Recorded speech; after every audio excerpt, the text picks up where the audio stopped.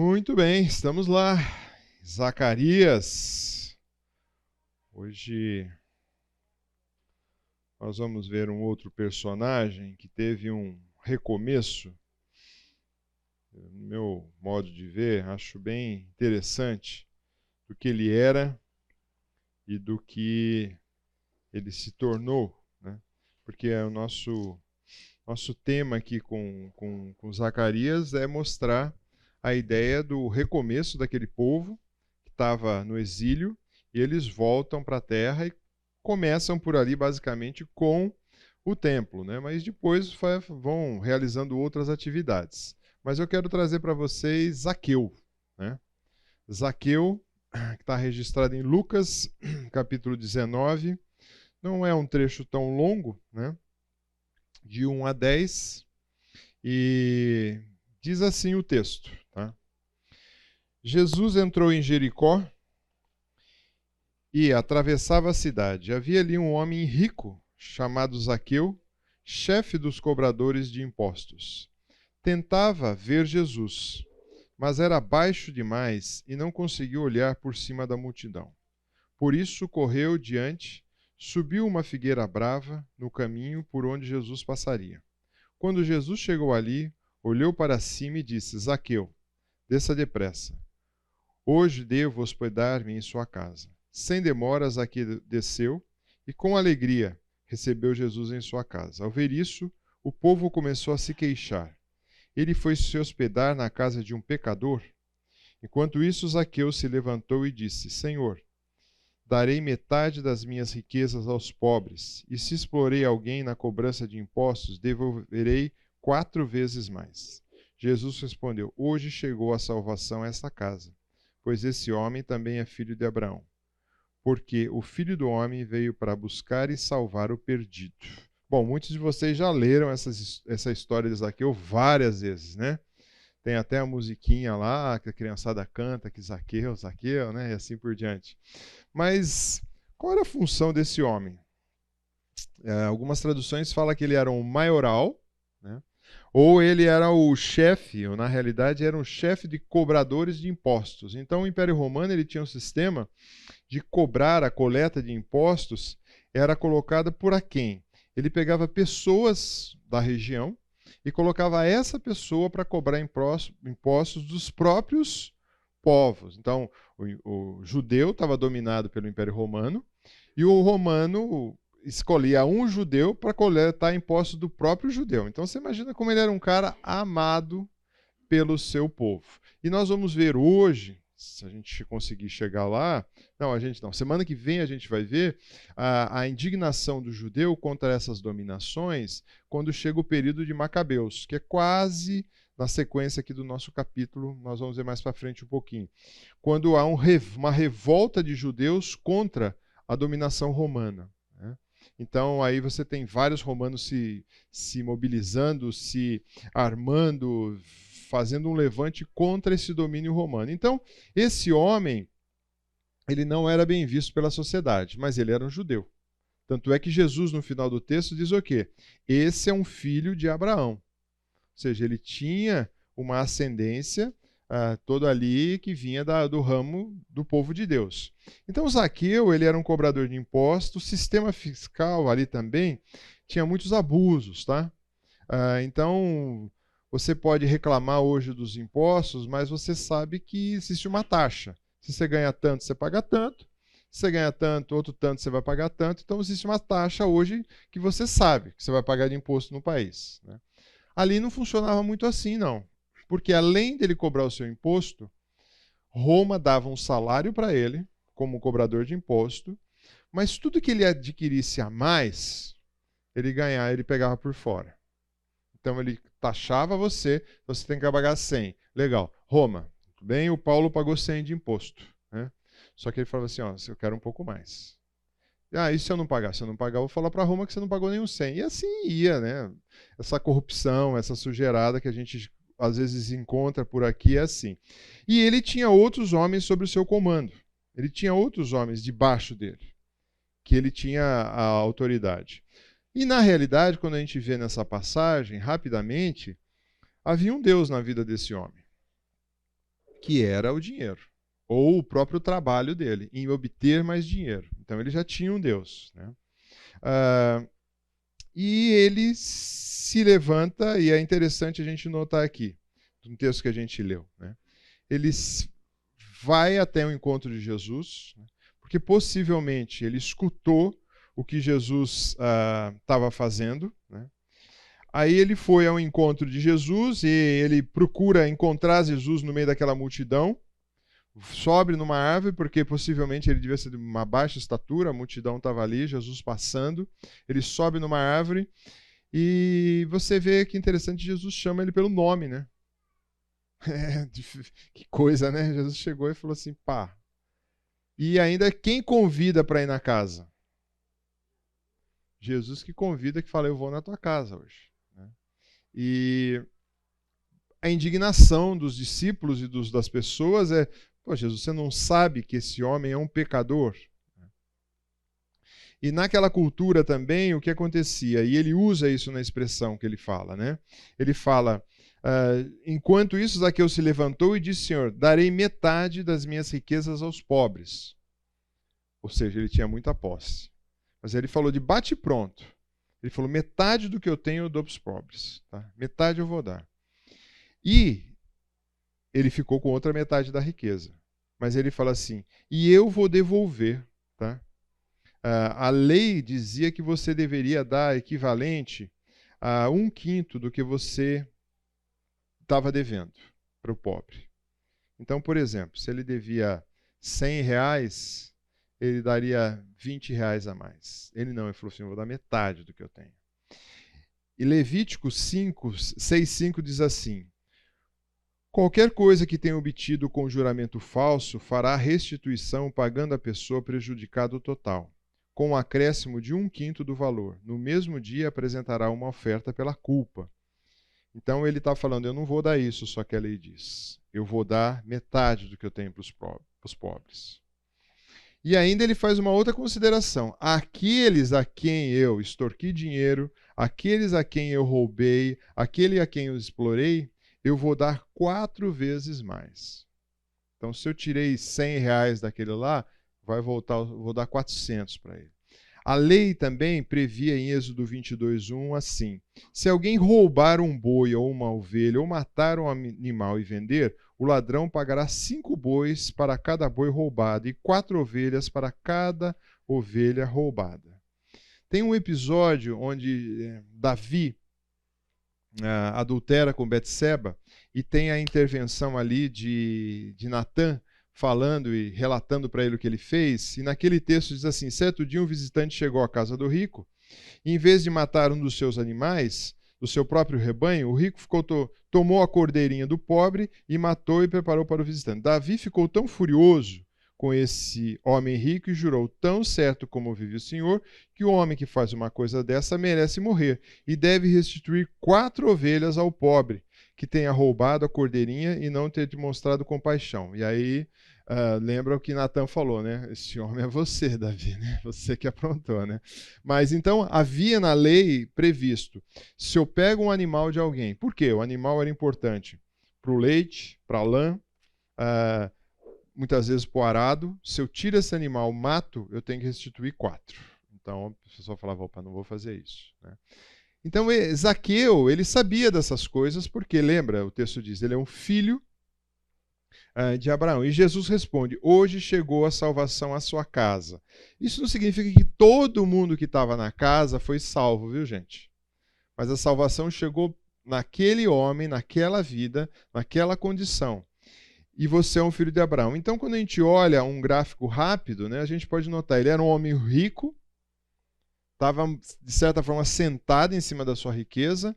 Quando encontra com Jesus e tem essa aproximação de Jesus, parece que ele não estava se importando muito com a riqueza.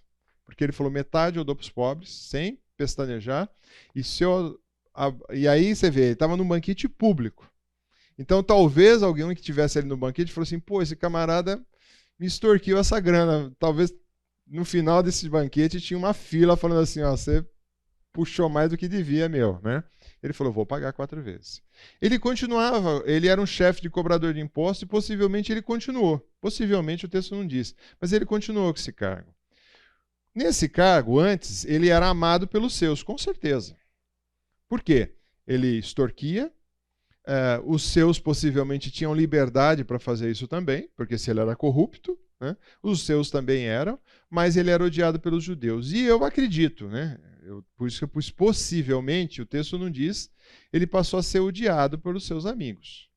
Se você tem uma postura dessa, eu lembro um episódio uma vez, que quando eu trabalhava com vendas, e uma visão um pouco miúda do pessoal, né? Então a pessoa estava queixando, um dos nossos companheiros ali de trabalho, a gente saía para almoçar e pegava as notas fiscais para reembolso. E tinha um valor X. E na cabeça do camarada, o camarada falou o seguinte, olha, eu acho que estão reembolsando muito pouco esse valor de alimentação.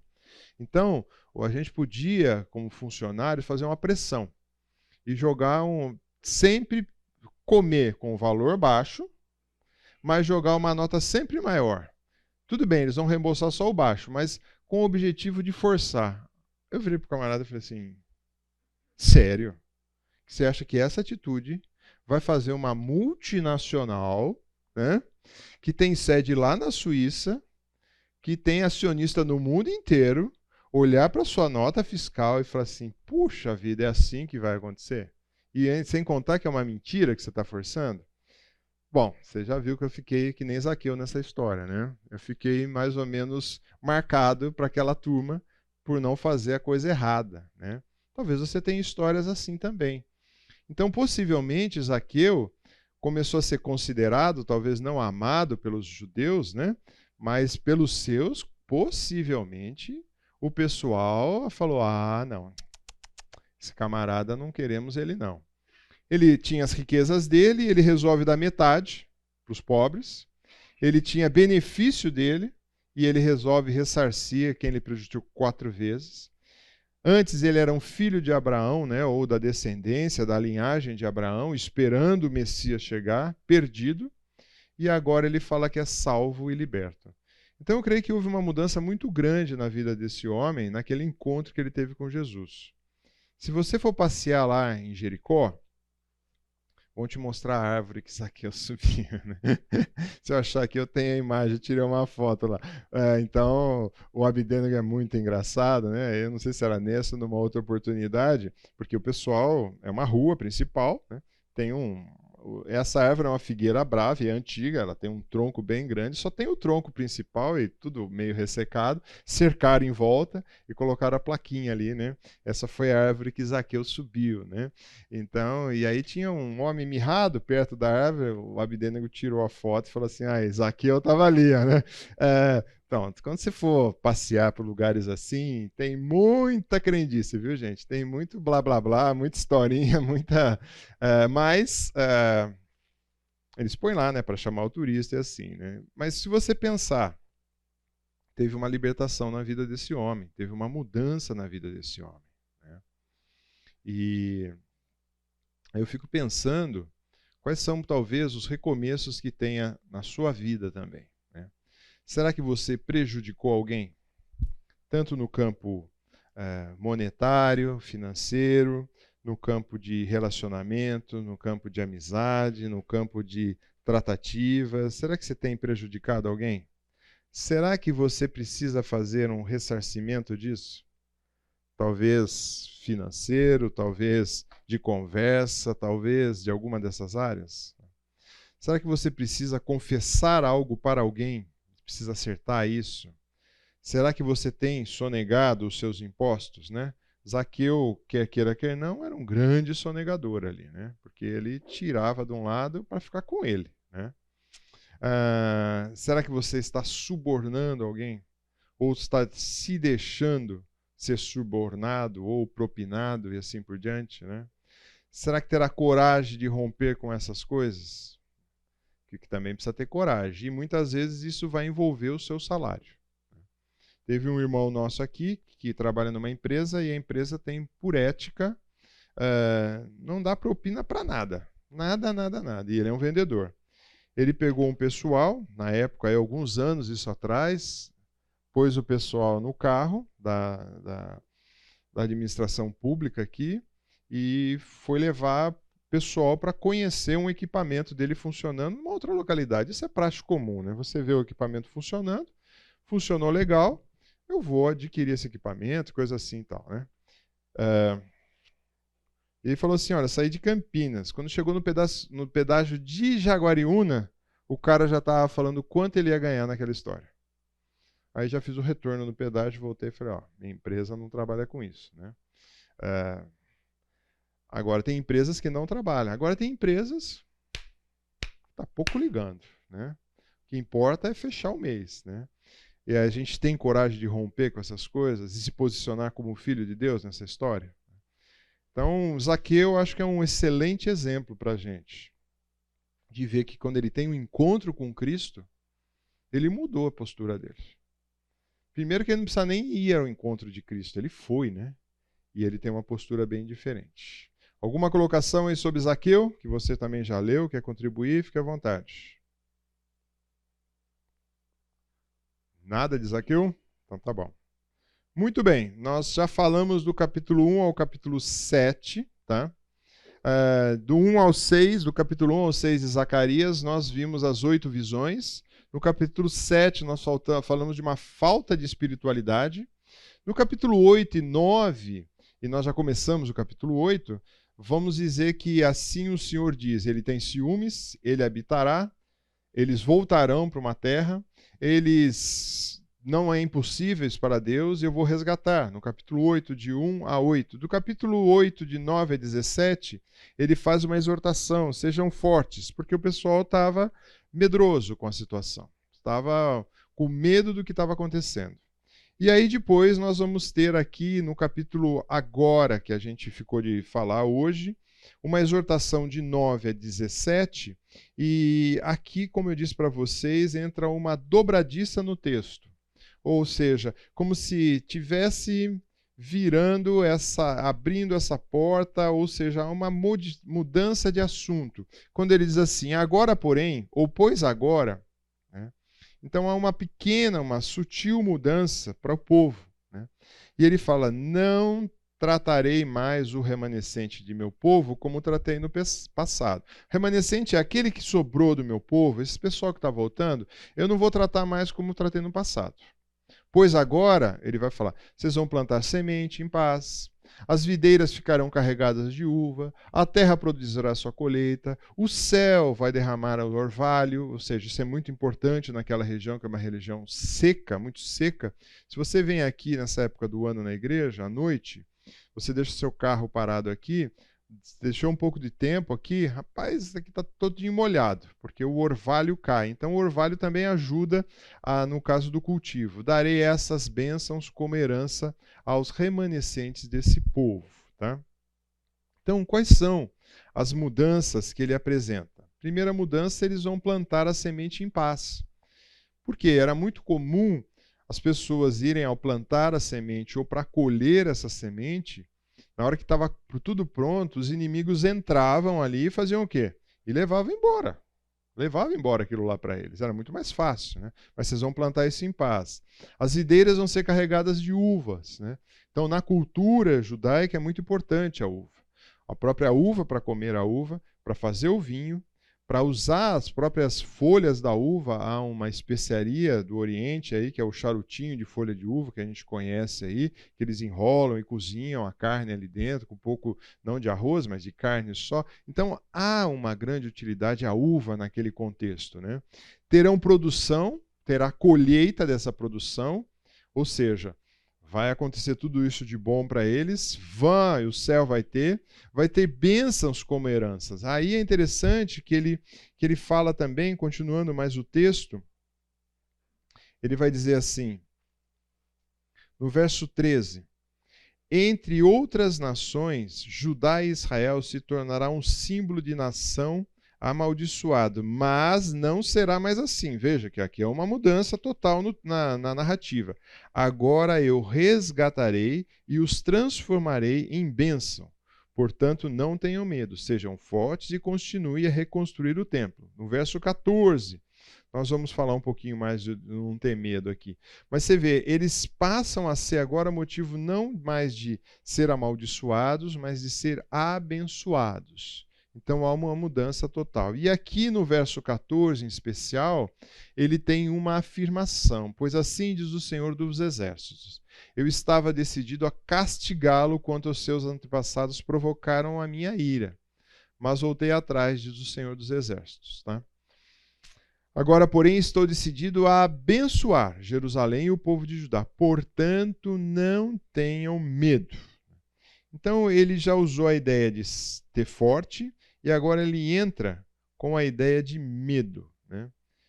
O que é medo? Medo é um estado emocional que nós ficamos resultante, muitas vezes, de uma condição de perigo, ameaças, e essas ameaças podem ser reais ou imaginárias.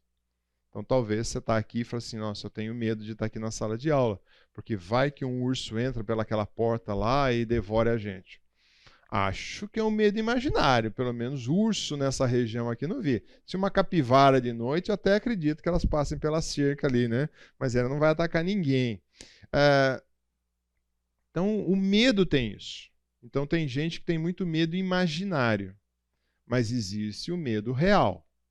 Por exemplo, se entrar uma barata aqui, quem vai ter um medo real? Né? Alguns vão ter um medo real, né? Não é um medo imaginário. Ou, se você olha uma estrutura e fala, olha, essa estrutura aqui não é confiável, não dá para ficar debaixo dela. É um medo real. Mas quando a gente olha dentro das Escrituras, é bem interessante a gente ver quantas pessoas tiveram medo.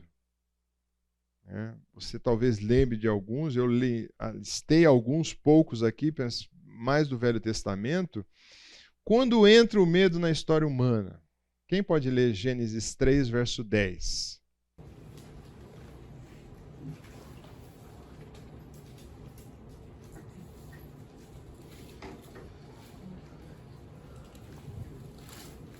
O homem declarou: ouvi o som do teu caminhar no jardim, e vendo que estava nu, tive receio, por essa razão me escondi. Isso. Quanto tempo, lembra-se, o texto diz claramente, acho que anteriormente, que Deus passeava na viração do dia e encontrava o casal todos os dias ali. E aí agora eles estão com o quê? Com medo de Deus. Mas por que eles estão com medo? Porque estavam nus? Será que era essa a ideia? Nu fisicamente? Não, não é essa a ideia do nu físico. Porque no físico eles estavam todos os dias diante de Deus. Mas o que aconteceu com a alma deles ou a vida deles? Eles pecaram. E aí eles começaram a ter noção do que é certo, do que é errado na visão deles, torta e deturpada. E aí eles passam a ter o quê? Medo. Então, essa primeira citação de medo que você tem nas Escrituras é justamente após o quê? O pecado. Então, essa é uma das consequências do pecado, né? O medo. Gênesis 20, verso 11, o que diz? Abraão respondeu: eu disse a mim mesmo, certamente ninguém teme a Deus neste lugar, e irão matar-me por causa da minha mulher. Isso, Abraão também, vou te falar, hein? Chegou com a esposa dele naquele local e falou assim, olha, você chega e diz que é minha irmã, né? Então talvez alguns aqui podem usar esse argumento. Se sua esposa é cristã, você fala, é minha irmã em Cristo, certo? Aí você chega em algum lugar que você fica me aprovando, não, essa aqui não é minha esposa, é minha irmã. Só que fazendo isso, o que aconteceria? O rei poderia possuí-la, né? Porque ela não tinha compromisso com ninguém. Só que Abraão teve medo do quê? Que aquele pessoal não temia a Deus, então, o que vão fazer comigo? Qual que é a preocupação dele? Era com a esposa? Negativo. Né? Com ele. O que vão fazer comigo? O que vão fazer? Vão me matar aqui. Isaac, o que acontece em 26:7? Essa família aí é bem marcada por essa atividade, né? 26:7 de Gênesis. Perguntando-lhe os homens naquele lugar a respeito de sua mulher, disse: é minha irmã, pois temia dizer a minha mulher, para que, dizia ele consigo, os homens do lugar não me matem por amor de Rebeca, porque era formosa Olha lá, mais um, né? Puxou o papai também, né? O que ele fez? Falou, é minha irmã. É? Não, não vai cair. Acho que não vai cair. Aí você vê, né? Mais uma vez. Jacó tem uma atitude bem interessante, né? Quem lembra da história de Esaú e Jacó? Jacó, o nome dele já diz que é usurpador. Quando nasce, Jacó nasce agarrado no pé de Esaú. Esaú sai primeiro do ventre da mãe, Jacó sai em segundo.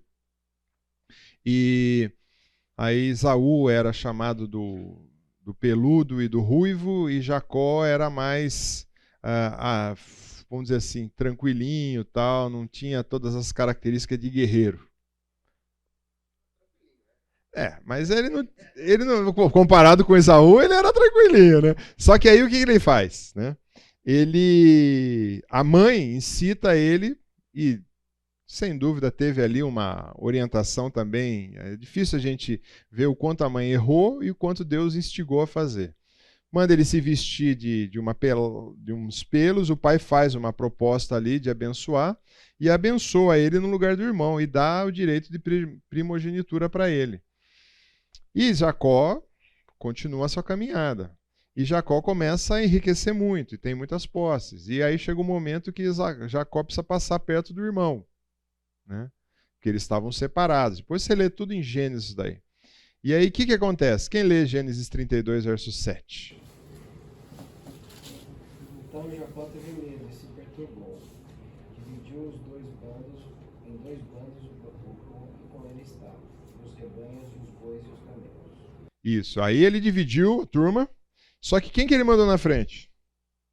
Primeiro oferta para o irmão, para apaziguar a ira do irmão.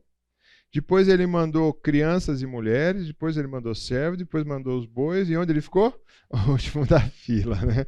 Então ele teve medo de algo que ele tinha, de certa forma, vamos dizer assim, aprontado, né? Mas Deus depois trabalha na vida de Jacó também, tanto é que ele troca o seu nome, né, e vira Israel, e aí vira pai de uma nação. Elias, olha que coisa interessante, capítulo 19 de 1 Reis, verso 3. Elias, o profeta aí dos profetas do Velho Testamento, né, tem ações fantásticas, e de repente o que acontece no capítulo de 1 Reis 19, verso 3? Elias teve medo e fugiu para salvar a vida. Em Berseba de Judá, ele deixou o seu servo. Olha que coisa, né? O cara fez tanto, falou que chegou diante do rei e falou, não vai chover. Chegou diante do rei, vai chover. E tudo isso, e de repente aqui, o que acontece? Ele tem medo. E medo de quem? De Jezabel, né? Que ele já tinha profetizado o que ia acontecer com ela, né? Ela ser comida pelos cães, né? Mas ele teve medo. Mateus 14, 26, o que acontece ali também? Os discípulos, ao vendo andando sobre as águas, ficaram aterrados e exclamaram, é um fantasma. Tomados de medo, gritaram. Os discípulos vendo Jesus, já estavam caminhando com Jesus há um certo tempo, e vendo Jesus andar sobre as águas, ficaram apavorados, ficaram com medo, e falou, é fantasma, ou alma penada. Quero acreditar nesse tipo de coisa, né? Porque era algo sobrenatural, mas Jesus fez um monte de coisa, multiplicou pão, curou as pessoas. Então, quando a gente olha nas Escrituras, eu peguei algumas só, viu, gente? Tem muitas sobre medo. Dá um estudo longo sobre medo, né? O medo, ele se torna pecado porque muitas vezes a gente tem uma visão equivocada e acha que medo é errado. Se a gente não tiver medo, é a mesma coisa que sensibilidade ao fogo, né? Por exemplo, você ligou uma chama de uma vela e vamos dizer que você não tenha sensibilidade nenhuma. Você põe a mão no fogo, então ele não dispara alguns sensores em você de perigo. Então o medo é muito interessante. Ele tem hora que ele é muito adequado. Por exemplo, você sair daqui de noite a pé e resolver andar numa área perigosa. Você não vai fazer isso. Você ir, por exemplo, e falar assim, não, eu não tenho medo, eu vou entrar dentro da jaula daquele tigre, daquele leão lá e tudo bem. Não. Você tem que ter medo, né? E o medo te preserva. Até aí é saudável o medo. Não vou falar que é totalmente errado. Mas quando o medo se torna pecado? Quando muitas vezes, e é muito comum no nosso dia a dia, eu tenho medo de não ser um sucesso. Mas sucesso no padrão de quem? Sucesso na visão de quem? Então, muitas vezes é baseado no sucesso do que a sociedade diz o que é sucesso.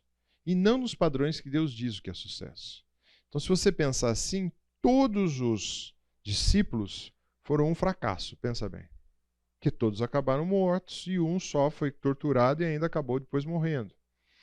De velhice, mas foi torturado pra caramba. Então, quando você olha, quando o medo formata a sua vida e você vive em função do medo, ou você fica assustado.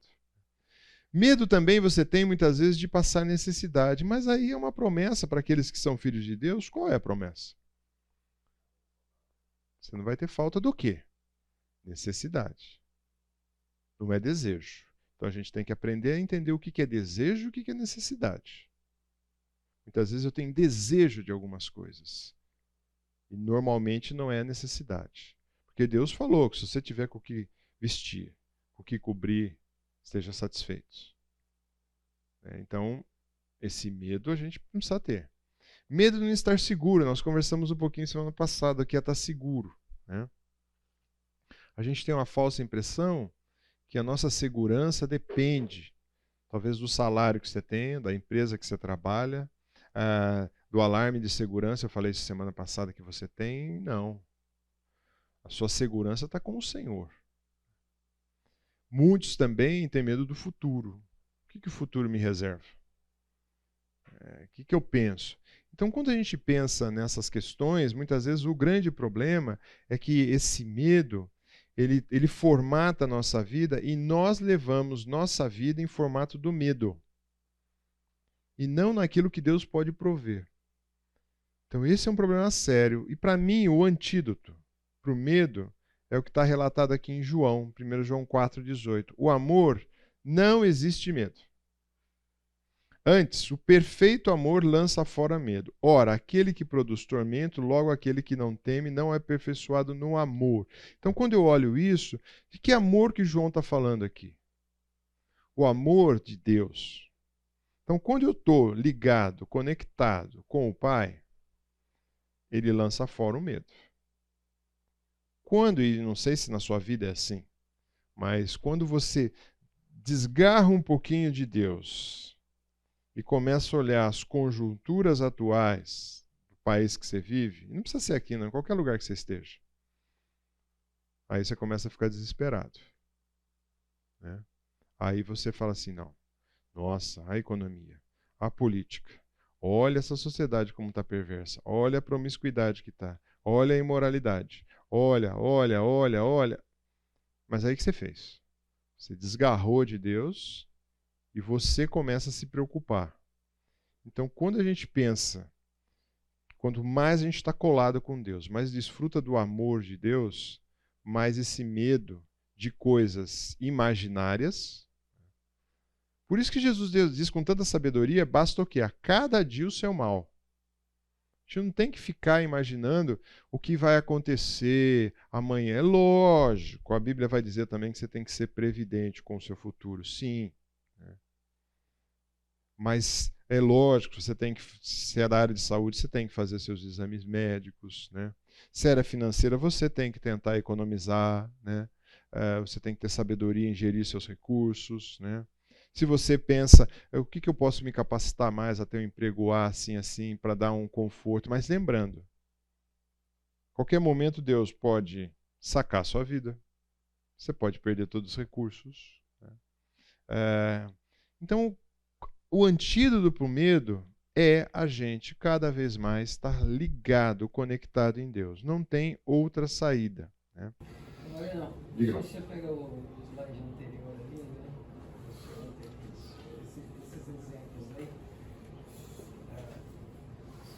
eles são os mesmos problemas, né? O mesmo pecado. Você tirando o medo da equação, também eles servem para o orgulho, a ambição e a avareza. Sim. Então, independente da característica da pessoa, o pecado é o mesmo, é a falta de dependência. Né? No caso do orgulho, eu acho que ainda mais medo ainda do orgulho por como Deus, né, trata o orgulhoso, né, o que ele promete para o orgulhoso. E o orgulhoso ainda tem o grande problema de não ter medo do grande Deus, do que ele pode fazer. Exatamente. É só um paralelo. É isso aí. Ele traz aqui em Zacarias, voltando para Zacarias, 4 imperativos nesse texto. Quando a gente vê imperativo em qualquer texto bíblico, não é sugestão. É uma ordem, né? Isso que vocês devem fazer.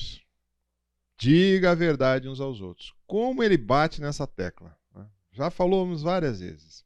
Em seus tribunais, pronunciem sentenças justas que conduzem à paz. Se agradem de fazer juramento. Não tramem o mal uns contra os outros. Não se agrade de fazer juramento falso, de novo. Odeio todas essas coisas. Olha qual é a ação de Deus para quem não fala a verdade, para quem dá sentença errada, quem trama o mal e quem não agrada de fazer o que é justo. Ele fala, eu odeio essas coisas. Então ele traz esses imperativos, por quê? Será que Deus estava equivocado e não sabia o que estava acontecendo? Com certeza sabia. Quando a gente pensa, olhando um paralelo sobre a verdade, né? O Senhor Jesus diz muito claramente para os caras, vocês são do diabo, o pai de vocês ele é o vosso pai. Se querem satisfazer os desejos, ele foi homicida desde o princípio e jamais se firmou na verdade, porque nele não há verdade. Quando eles proferem mentira, fala do que é próprio, porque é mentiroso e pai da mentira. Então a verdade tem que ser algo que nós temos que defender. Aí é lógico que a gente vive, infelizmente, no mundo o quê? De relativismos.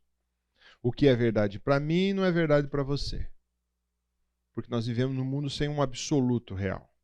Então, a verdade, hoje aí a data aí que se comemora o Dia dos Namorados, a verdade do mundo, o namorado pode ser homem com homem, mulher com mulher, né? E o namorado hoje pode ir fazer sexo à vontade. Mas essa é uma verdade para mim. Agora a verdade para você é outra. Por quê? Tirou quem da equação aí?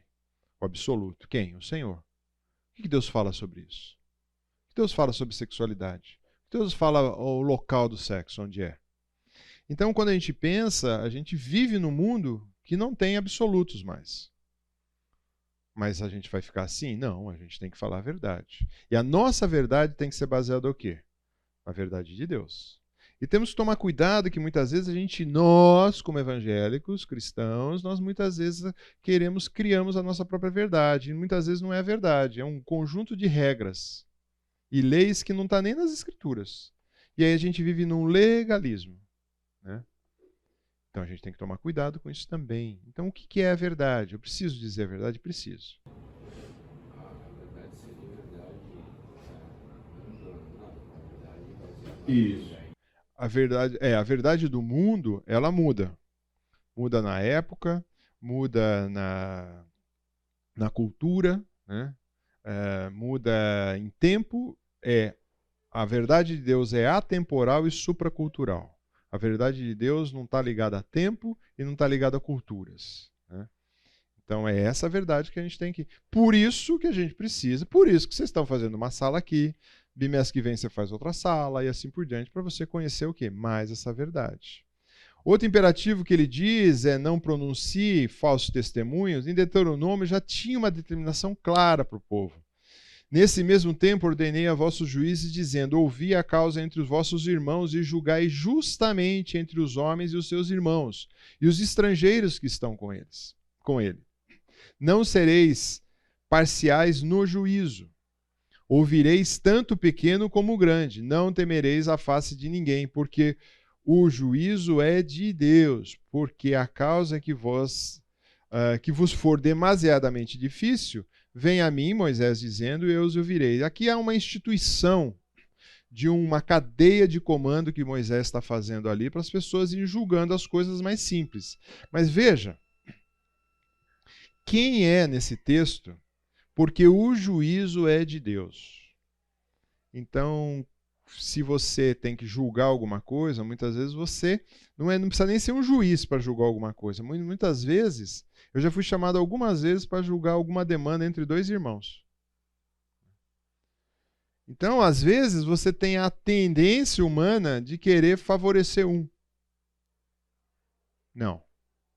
Até numa demanda última aí, uma das partes não falou na minha cara, né, mas falou que eu aliviava o outro lado. E o outro lado ficou sabendo e falou assim, acho que a pessoa está equivocada, porque você não alivia para o meu lado. Porque se eu tenho que julgar, eu tenho que ajudar numa demanda, eu tenho que ser imparcial.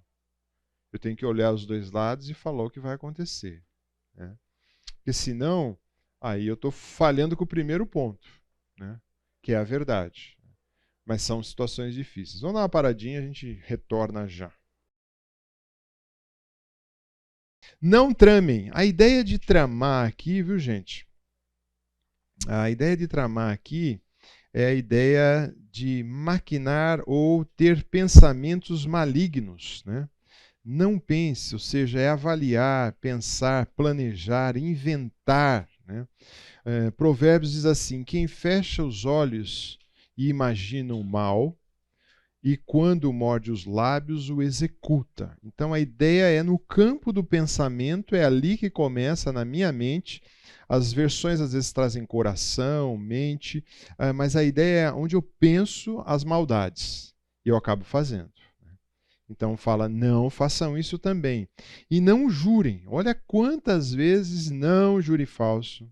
De modo algum jureis. Né? Não jure nem pela sua cabeça. Né?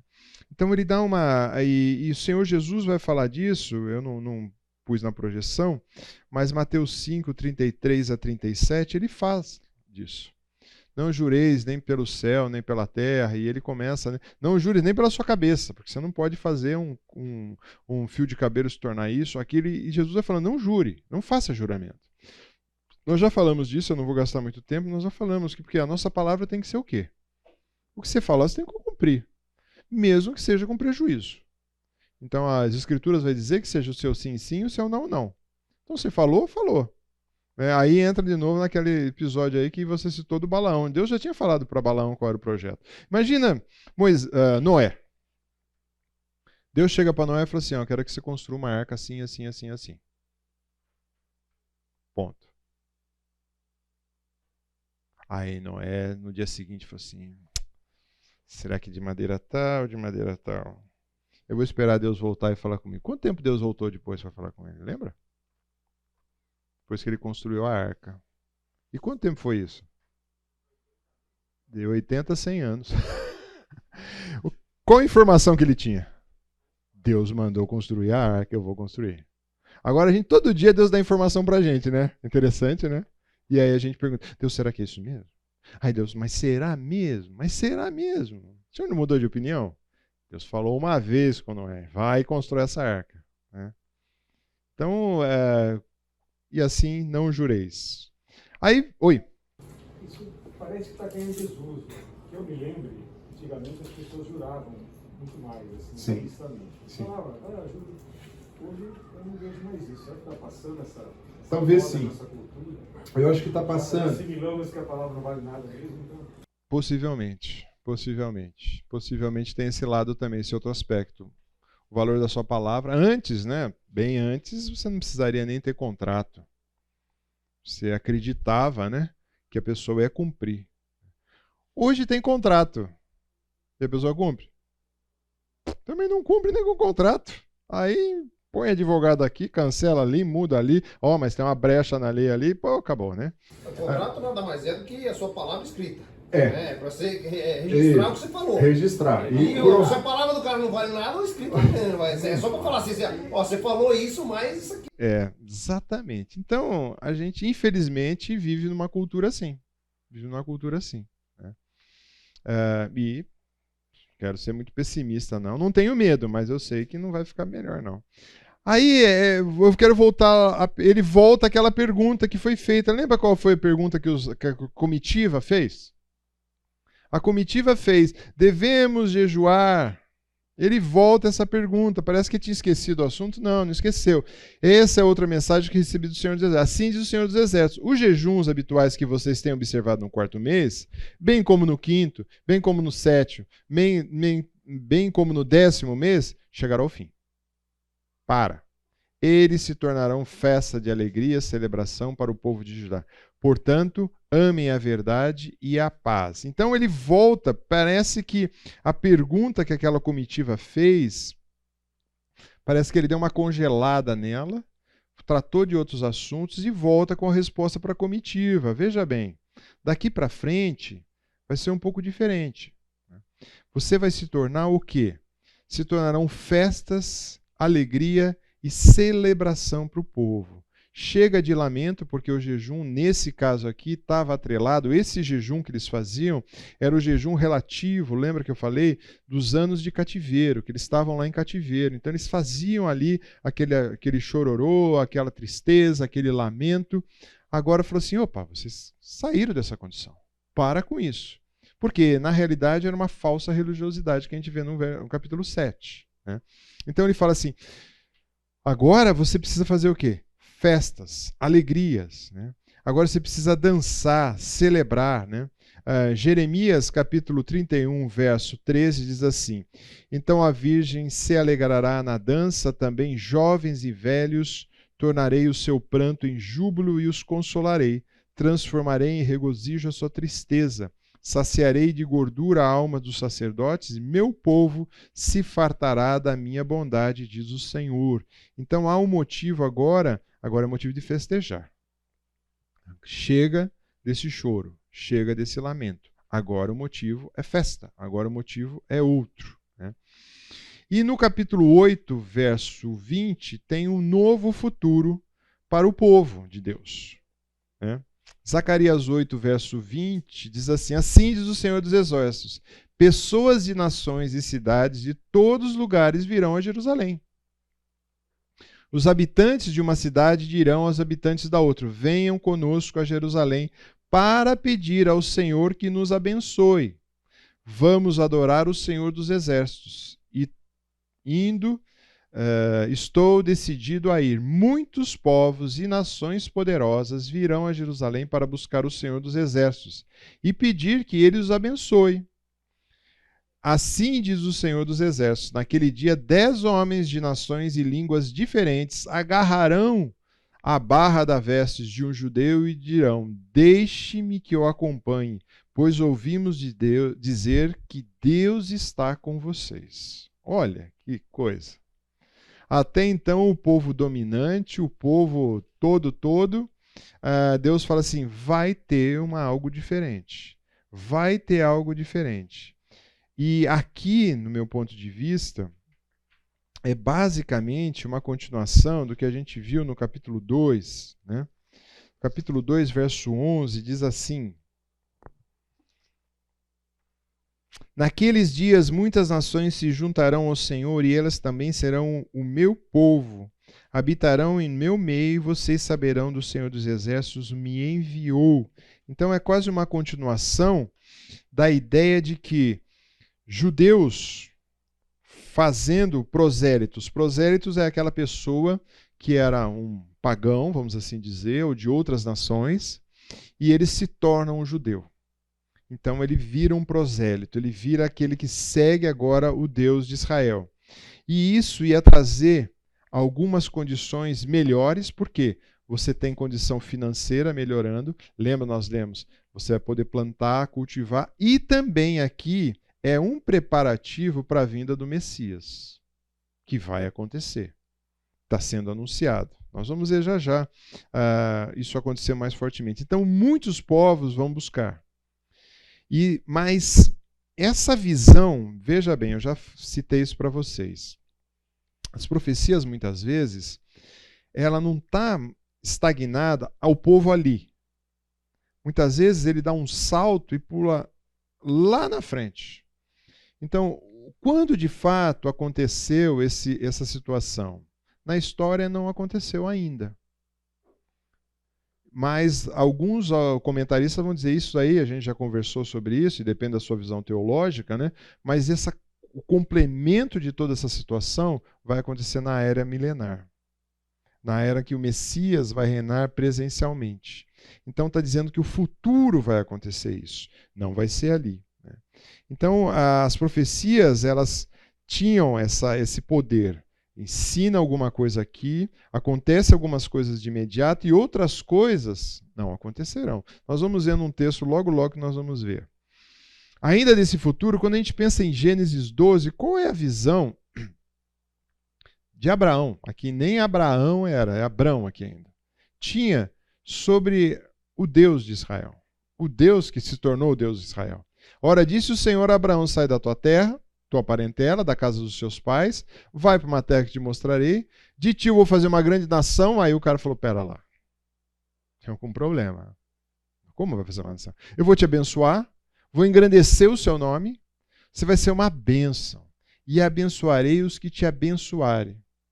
Ou seja, eu vou fazer de você aqueles, um grande diferencial. Então, quando a gente pensa nisso, havia já aqui uma sinalização de que seria o povo e do que vai acontecer.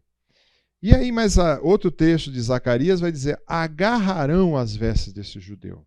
A ideia aqui, esse texto agarrar, ele é empregado algumas vezes e foi empregado 2 vezes no Velho Testamento. A primeira deles está em Êxodo 4:4. Quem pega?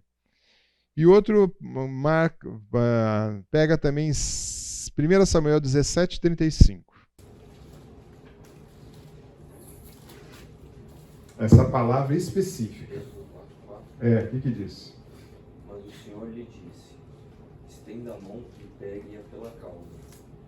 Moisés estendeu a mão e pegou a serpente, e esta se transformou em uma vara.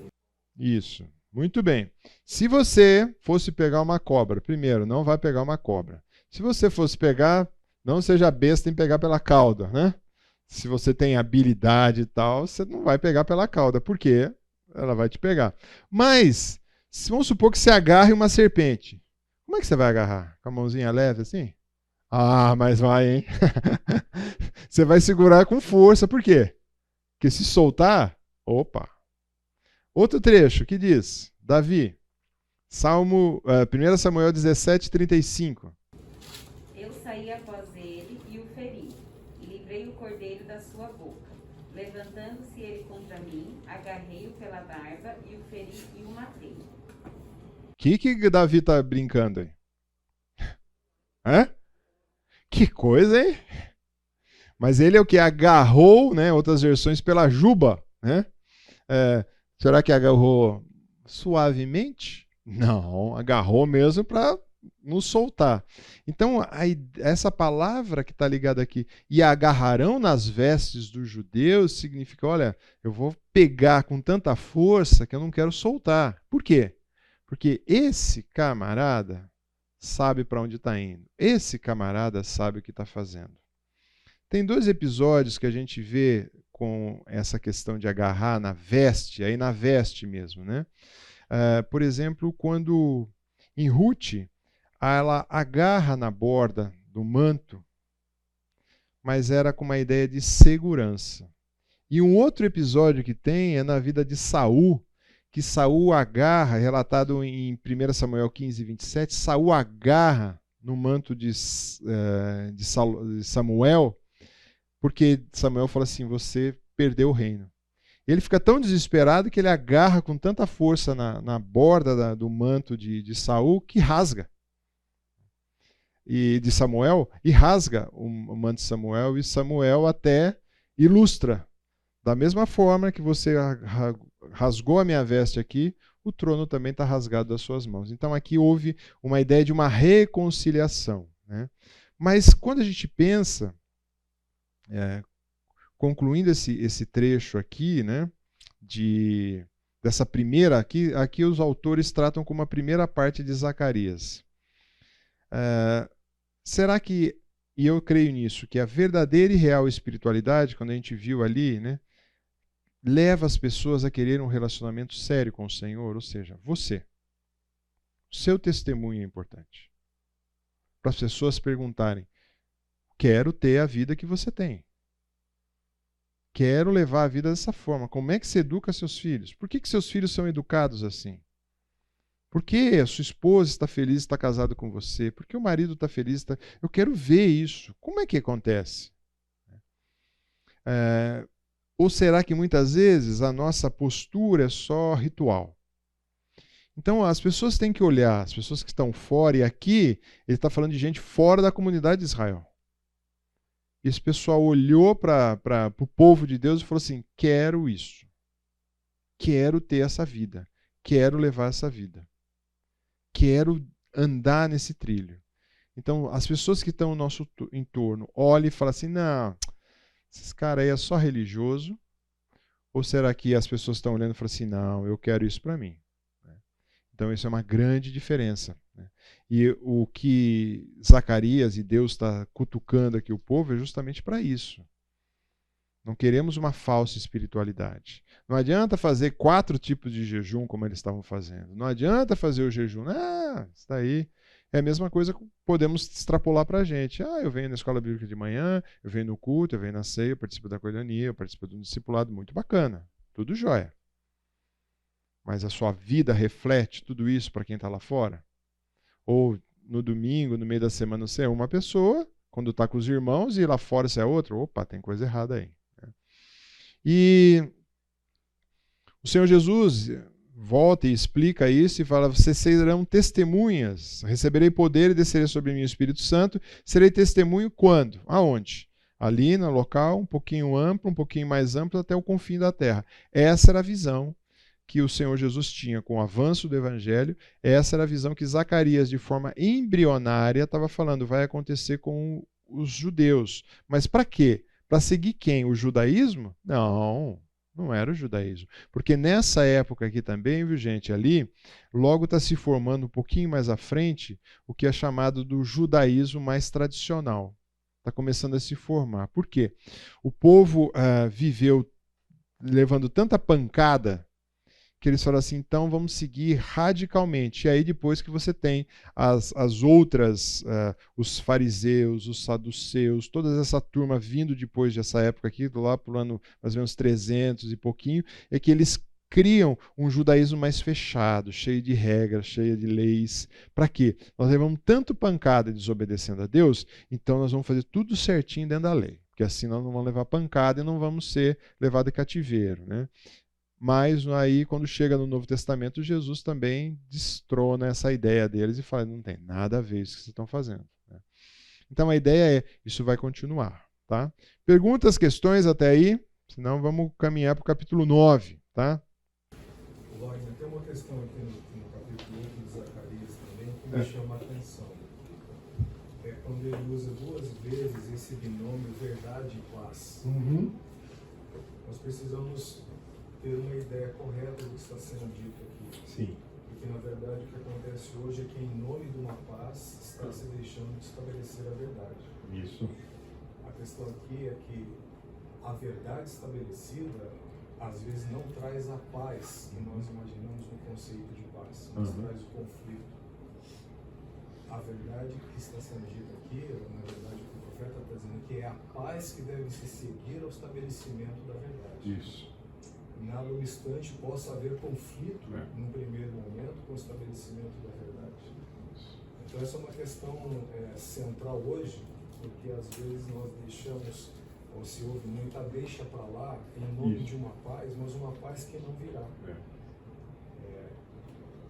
As pessoas olham para esse texto e imaginam que, na verdade, as duas coisas devem ser juntas, quando uma é decorrente da outra. Sim. Por isso o profeta coloca verdade e paz. Sem estabelecimento da verdade, nunca pode haver a paz. Mais à frente aqui, eu vou falar um pouquinho mais sobre a paz que eles esperavam. O que é a paz? Nós temos uma visão equivocada de paz.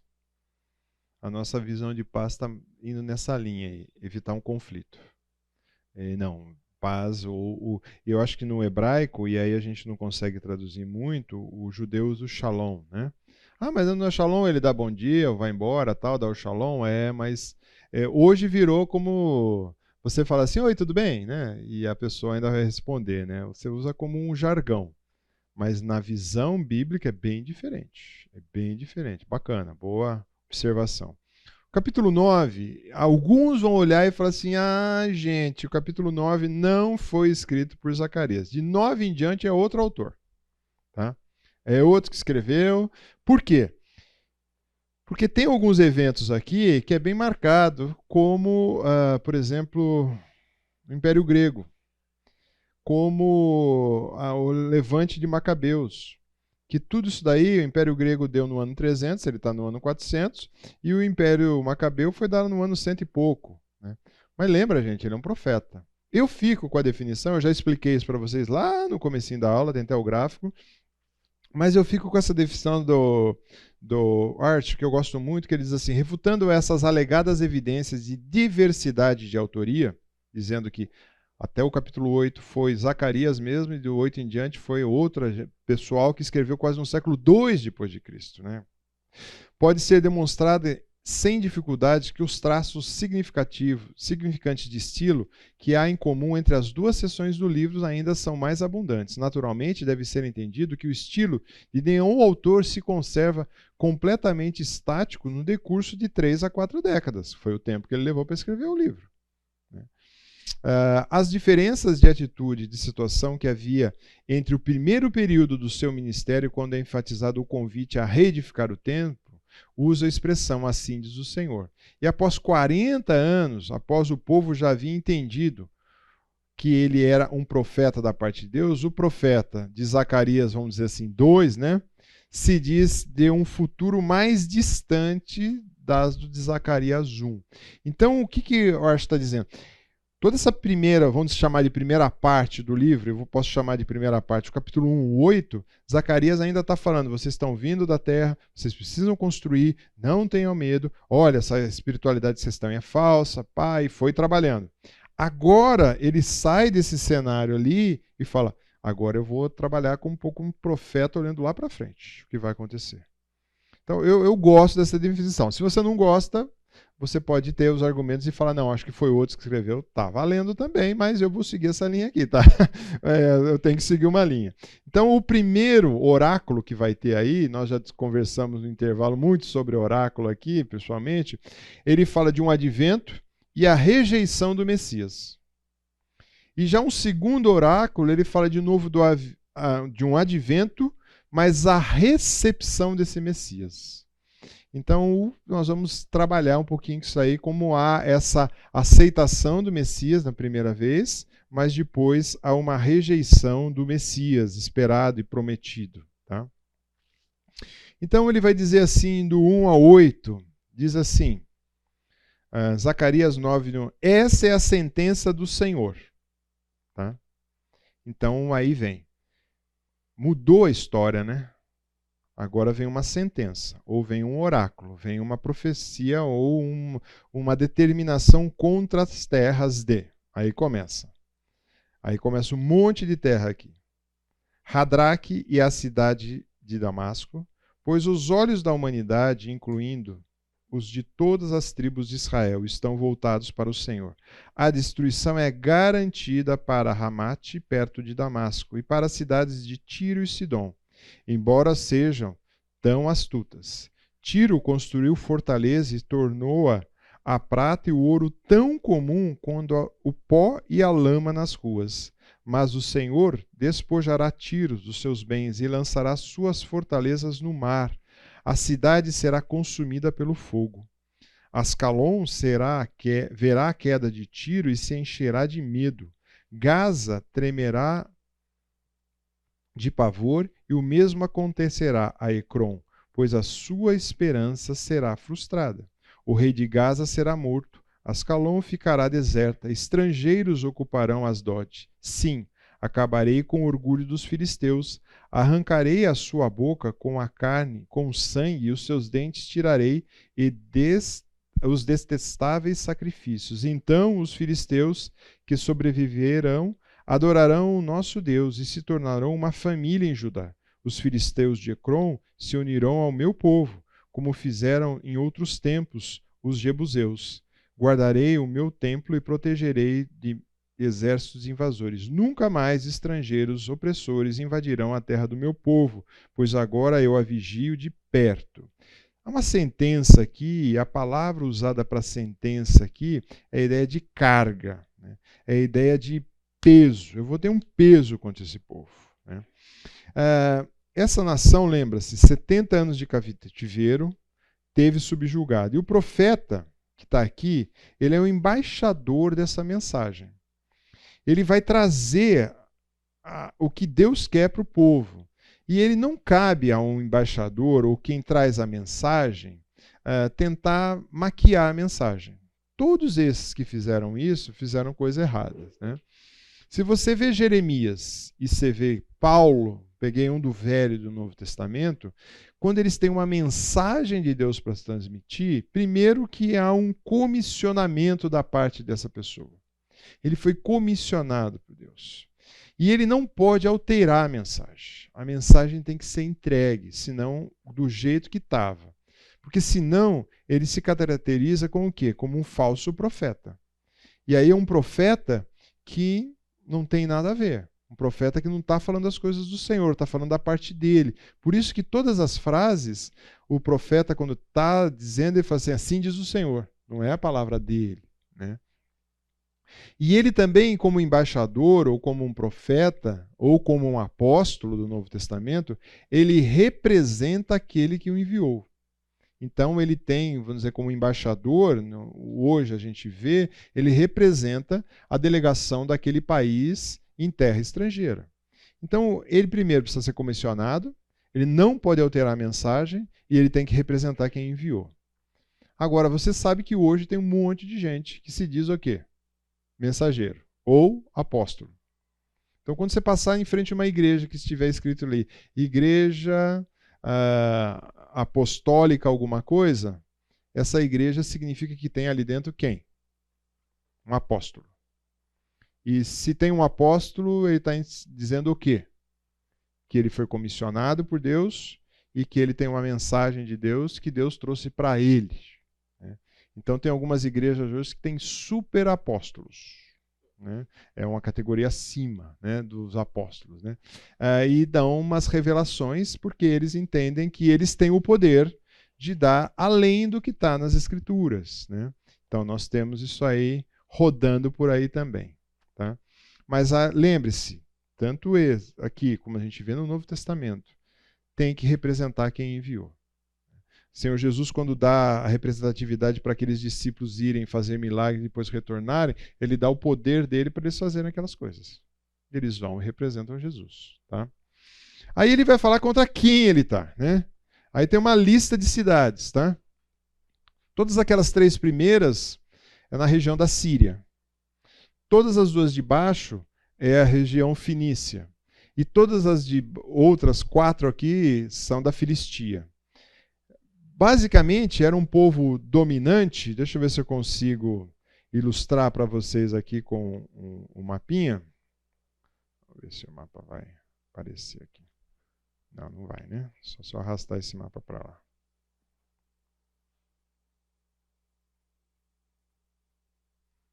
Foi. Está conectado na internet, então a gente pode dar até zoom nele se quiser ou não, tá? Então, se você olhar... Deixa eu diminuir ou puxar ele para baixo aqui.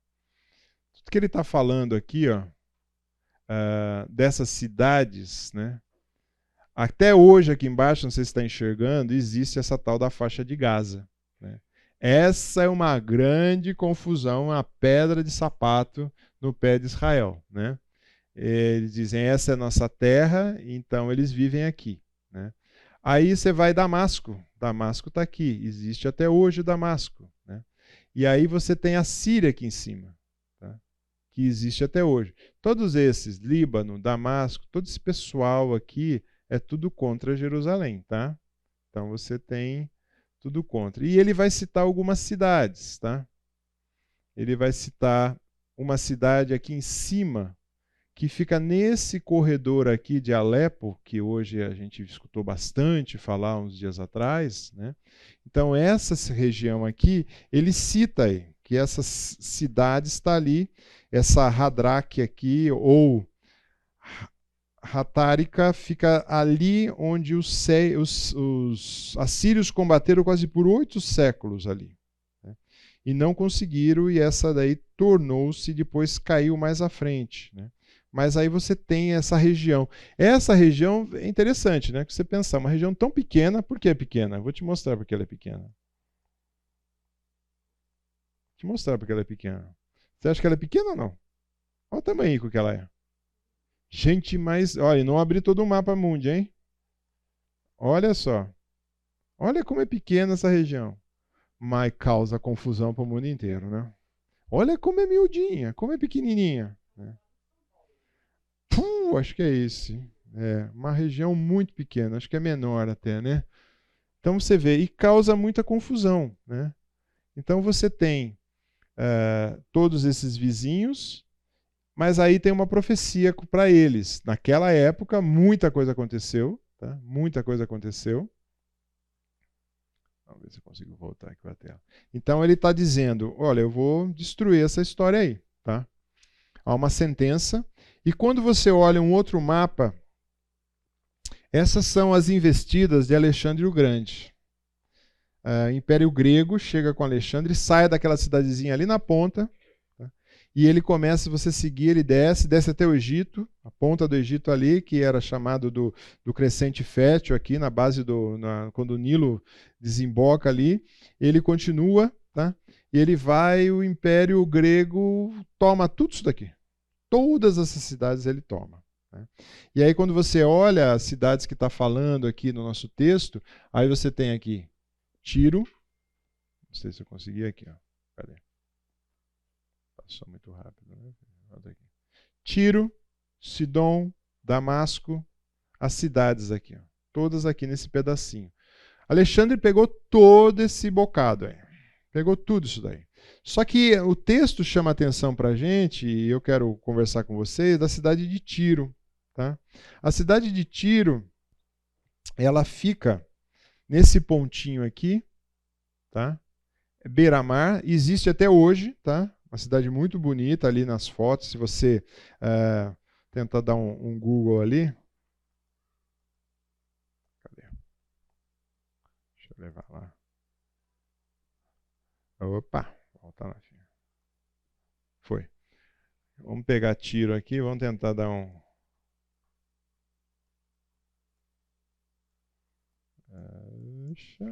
Trípoli, para baixo um pouco. Beirute. É todas as cidades que você escuta aqui, ó, Tiro, né? Aqui. Aqui, ó. É um pedacico de nada, tá? Só que essa cidade... ela ficava aqui é o mar Mediterrâneo, né? Então, o que tinha nessa cidade aqui? O que tinha aqui é uma cidade costeira, e ele fala que naquela época eles construíram uma fortaleza, uma fortificação, como se fosse arrecifes ou barreiras no mar, impedindo que o pessoal chegasse. Então, só entrava quem ele queria. Então o texto vai dizer que essa cidade, né, é uma fortaleza de um quebra-mar de 750 metros, né, que eles fecharam, por 8 metros de largura, ou seja, nenhum barco, só encostava o que ele quisesse ali. E aí o que acontece? Quem construiu isso foi Irão, que era amigo de Davi e Salomão. Para quem lembra, na construção do templo, Davi ia pedir lá madeira e coisa assim para construir o templo, né? E esse local é bem interessante porque ele, devido às suas técnicas comerciais, ele estabeleceu uma grande riqueza e todo mundo que passava por lá trazia as cargas e entrava aí para o resto do Oriente. Só que é lógico, movimentou carga, paga, né, no porto e assim por diante. E ele tinha segurança.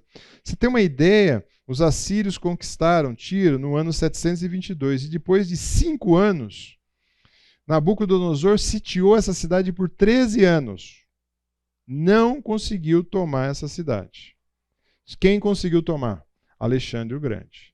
Alexandre chegou e destruiu essa cidade. Então, por isso que alguns autores falam assim, porque quando a gente volta para o nosso texto, vai dizer que Tiro construiu fortaleza que se tornou prata e ouro tão comum quanto o pó. Ou seja, tão rica a cidade, mas diz que depois há uma destruição. Então, por isso que alguns falam assim, não foi o profeta que escreveu, como é que ele soube disso? Bom, por isso que ele era profeta, né, gente? Senão não faz sentido, né? Então, quando a gente olha isso, né, deixa eu ver aqui. Sai daí, meu filho. Vamos lá. Tiro, eu peguei o exemplo de Tiro, mas contra essas cidades ele está detonando, tá? Sentença contra o Senhor. Muito bem, eu preciso parar, são 11 horas, senão não vai dar. Depois a gente fala um pouco mais dessas outras cidades e que cada um foi destruído no seu tempo, tá? Então hoje o que você tem é as cidades possivelmente modernas, né? Mas tem as ruínas ali. Perguntas, dúvidas, questões? A gente continua semana que vem falando do capítulo 9 e possivelmente entraremos no capítulo 10, tá bom? Vamos orar? Deus, queremos agradecer a sua bondade e graça, o seu cuidado sobre as nossas vidas. Te pedir, Senhor, que de fato nossa vida possa ser marcada por te conhecer mais de perto, para termos uma vida em sintonia com o Senhor. Obrigado porque, olhando exemplos ali como de Zaqueu, que tiveram um recomeço diferente, levaram uma vida centrada no Senhor, que o Senhor nos ensine a sermos dignos de estar te honrando, te glorificando. Assim eu te peço que no dia de hoje e no nosso viver, possamos ter sempre os olhos voltados para aquilo que o Senhor faz e continua fazendo. É no nome e por amor de Jesus que oramos. Amém.